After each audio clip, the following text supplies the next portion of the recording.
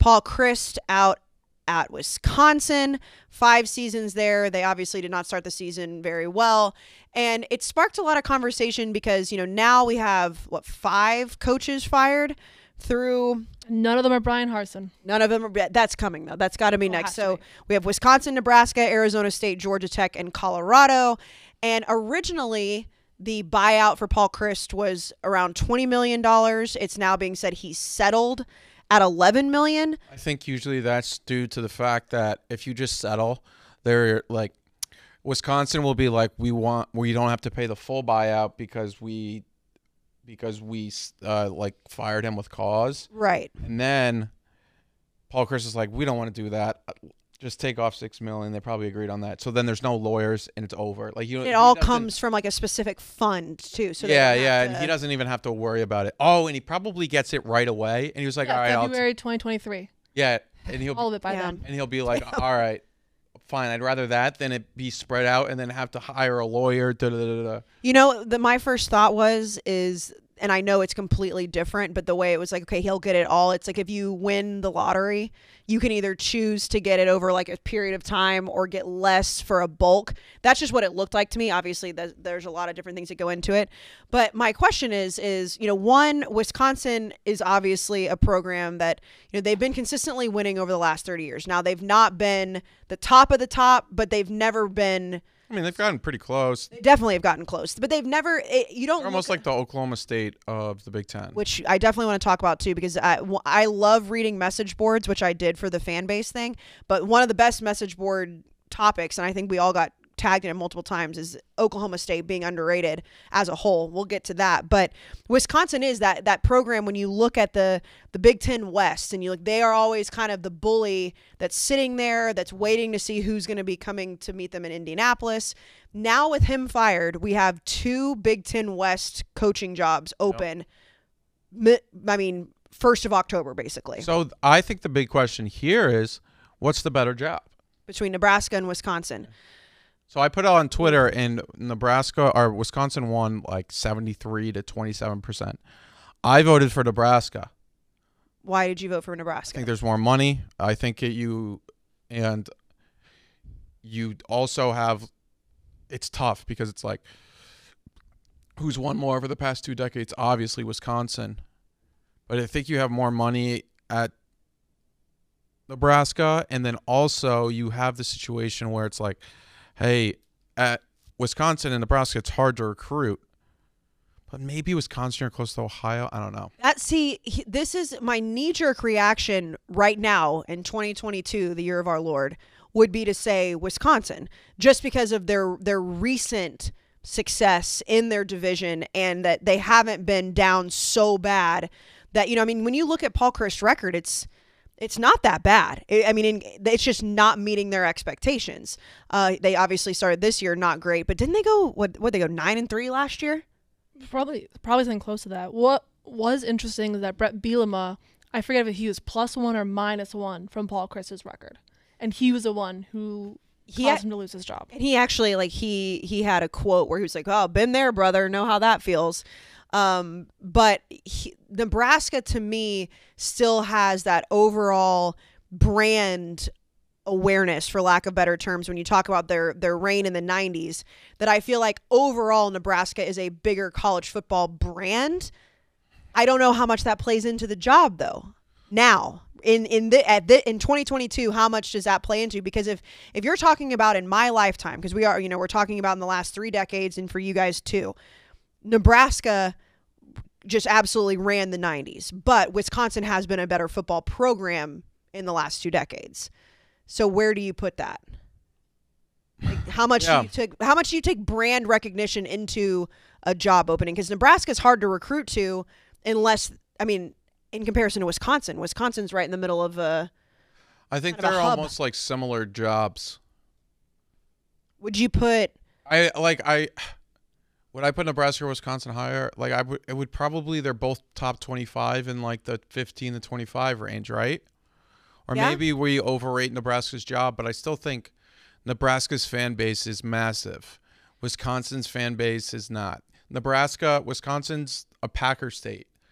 Nebraska is a Nebraska state. Yeah, when you talk about people that love the Nebraska Cornhuskers, that's their number one love. That is, they don't have we to. We don't see Wisconsin fans in our mentions. We see Nebraska. Which is weird, by the way. I think it's just because of at the end of the day, Wisconsin has they have 3 professional sports teams, right? Right. It's a massive state too, probably similar in size, but Wisconsin has the Brewers, the Bucks, and then they also have the Packers, of course. Nebraska has nothing. It is outside of Nebraska football. It's very similar to it's Connecticut basketball. It's it is one of those things. I mean, it is. They're everything, and you're right, because even in case you missed it, I love going to Madison. When we did our show in Madison in 2019, we had some technical issues behind the scenes, and I knew that in my ear, so I was trying to keep the crowd engaged while we were fixing it. And all I had to do was bring up the fact that the Brewers were in the postseason, and everybody went nuts. So you're right. I mean, you have that element of pro sports also playing into it. Tons of Wisconsin college football fans, but Nebraska, you even saw, after Scott Frost got fired and they went into that game against Oklahoma with Mickey Joseph, the fans were crying in the stands when they were getting their ass beat. There were guys wearing Urban Come Here shirts. That is a fan base that is dying to be relevant again. That's why I think they're very similar in terms of job openings. Maybe Wisconsin's a little bit higher. I just looked at some rankings from some guys that I respect. I don't want to butcher his name, but there's a guy at CBS that I follow on Twitter. And we like Brandon him. used to it's always big when we give used to work with. His name's, and I'm gonna butcher his name, but it's Shannon J.R. Raja. But he's great. He used to be at Dave Campbell's, and now he's over at CBS Sports doing the national beat.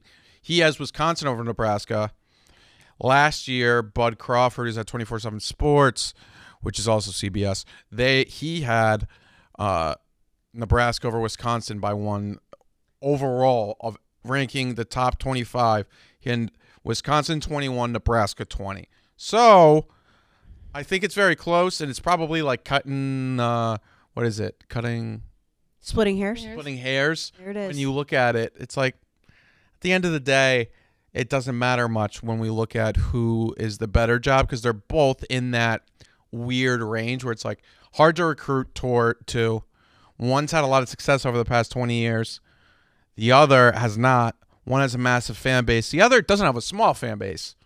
So let's not. But there's very clearly. And I think Wisconsin does have. We talk about Nebraska's money, but Wisconsin does have a decent amount of money. As we saw, they got the buyout pretty quick. So Wisconsin has, and you would probably say Wisconsin's a better school. Yeah, and the fact that they're both in the same division too, that does come into play. They are both Big Ten, right? And they're both equal. They're so equal in so many things that it really just comes down to what you put more weight into. Whether you put more weight into branding, where you put more weight into recent success. Well, branding, what is Wisconsin's that much better of a brand? No, I think Nebraska is. Yeah, I do too. Or maybe it's very similar. It's 1-1. But that's also, and that's where the age thing comes in. I bet Nebraska sells a lot more merch. And I think that's, again, if you guys are much younger, and I always say much younger. If Brandon was here, I would say much younger. You guys are younger than me, but Nebraska to me I grew up hearing all about Nebraska football because they were so relevant when I was really young. And then we also have to consider, for this job, we've talked a lot about Nebraska job. Who is Wisconsin going to go and get? Are they just going to stay in house with Jim Leonard, who right. Brandon talked about on Saturday Night Show when I brought up maybe they want to fire Paul Chris for the likelihood of getting Lance Leipold, who Lance Leipold won 7 national championships at Wisconsin Whitewater. I think he's from Wisconsin. Maybe he's from Minnesota or something.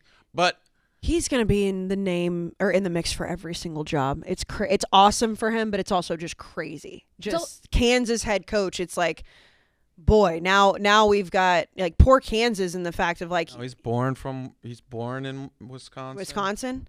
So Jim Leonard, their defensive coordinator, he's got now 7 to 8 games to prove that he deserves the job. I know a lot of people really like him there, but everyone's saying that he's probably the most likely out of the interim coaches so far to keep the job. That would make sense. And, also, and we'll get off the Wisconsin thing, but, when you read, like, Paul Chryst's backstory and, he's, like, born in Madison, grew up, like, it was, like, the perfect fit. And that says to me that what's happening now in college football, and you look at all 5 jobs that are open and all the coaches that have gotten fired, it's like $60 million in buyouts, which is crazy that we're sitting here on October the 4th. And there's that much money already just being shelled out for buyouts. But like, it used to be where coaches, like if they were like really good fits for the school, which obviously he was for Wisconsin, and they were having decent success, he would get maybe a little bit longer than 5 years. Now it's like, no, this is not our standard. Our standard is higher than what you're giving us. We're sorry. And that sucks if you're that guy. I think there was a concern within Wisconsin that there wasn't an upside. The upside, they already saw it, and they saw it, maybe it was last year. They couldn't get it done the year before. And what they saw with the upside was not high, and they were like, hey, if we know the upside isn't high and you're having such a bad season now, let's just cut it. It's better than that, than like, and we've all been in relationships or whatnot where it's like, man, I wish I just broke up with them 6 months ago. Boy, have I. But in bring up the old shit. Yeah, Jack. But in football terms, 6 months, in relationship terms is like 2 or 3 years. Right. And it's like, what if Paul Chryst comes back, goes 9-3 next year, and then 8-4, and then another 4-8 season? Not that they're going to go 4-8 this year. I'm just saying. You're right. It's like the patience is much shorter. The leash is much shorter. So, and the leash is much. We've talked about it for a long time. The leash is much shorter in college football now. Right, and buyouts don't matter. I mean, you guys put out the clip of Brandon talking about being woke. Yeah. I mean, it's absolutely true. Buyouts, and that's where any coach that you see is on the quote. Do matter though. That's a lot of money because you can't.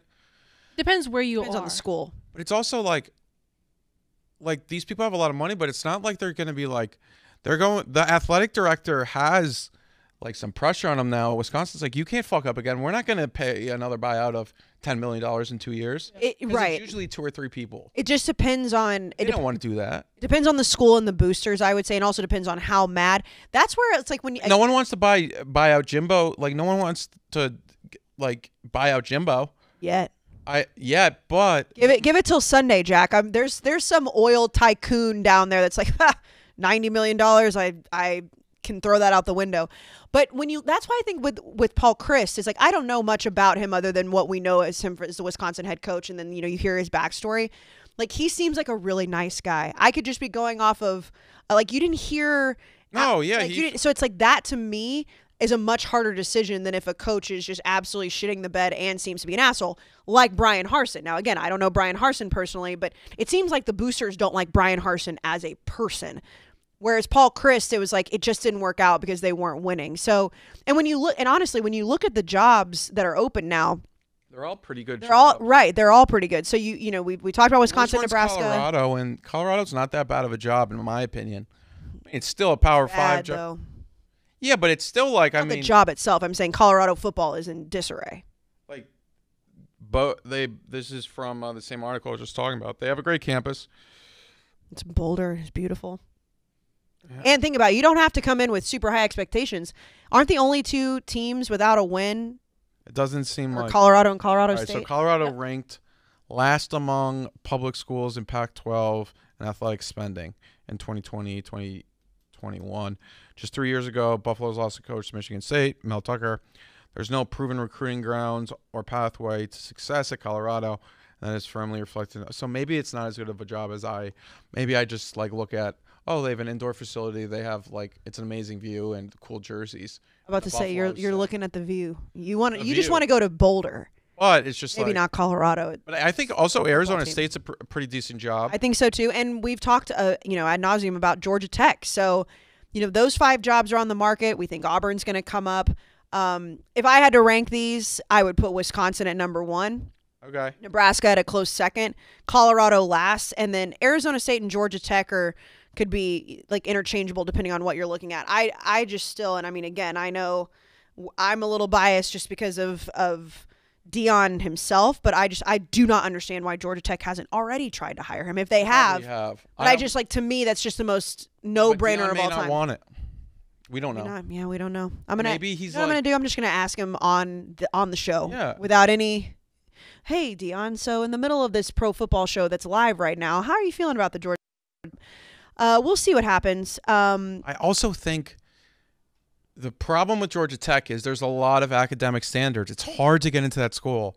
And I'm not saying that Dion couldn't come over that, but that is a massive hurdle that I think some college coaches look at and think, if I'm Deion Sanders, like, wait a second, like, maybe I'll just wait for another job. Like, even like Arizona State may fit Dion better because you can get guys over there much easier than Georgia Tech. I've heard of some stories that some really great football players have wanted to go to the Georgia Tech, transfer there, and they just can't get in. Like, Georgia Tech's really like it's not a joke of a school. No. I'm not saying the other schools are jokes, but this is it's like a top level school. Right. Yeah, I just, again, it feels like a no-brainer to me, but we will see. I think, can we all agree that it's probably Brian Harsin next? Is there anybody else that you could see? Yeah, Brian Harsin was way above. Like, I didn't even see Paul Chryst coming. I don't feel like Paul Chryst saw Paul Chryst coming. No. No, I mean, I floated it out there on Saturday night's show, but I just didn't really think it would happen. But it did the next day. And then, Neil Brown, with them getting a win, cooled off his seat a little bit, but I still think that that job is something to look at. But again, we're in a new era of college football for a lot of different reasons. This being one of them. The buyouts are insane. Again, $60 million is crazy. You have David Shaw, Pat Fitzgerald. David Shaw, yep. Yeah, David Shaw, yeah. So we'll be keeping an eye on those. Stanford, yeah. I don't know how they don't fight. It's the same reason for Georgia Tech. Like, it's so hard. As hard as any. I think Stanford's the hardest. Like, that no graduate transfers go there because no one can get in. Right. Even but they have gotten over that hurdle before. He's been there forever too, it feels like.